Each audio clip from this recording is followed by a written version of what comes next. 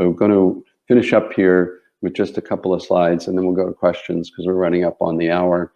But there are probably 10 or a dozen verbs that I think really matter in business, and you really need to sort of get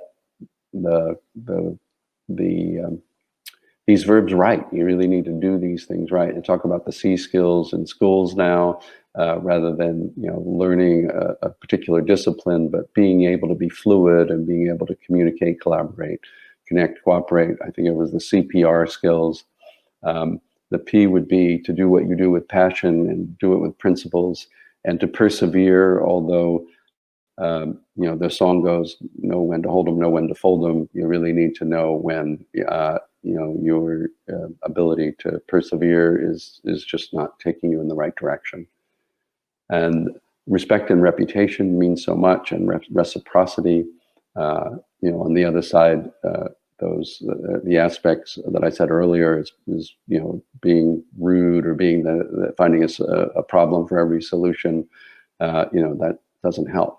And so these are the kinds of things you need to think about. And then I mentioned synchronicity before, but I think more and more in the exponential pace of this changing world that has gone virtual, there's a lot of serendipity and spontaneity you need to pay attention to as well.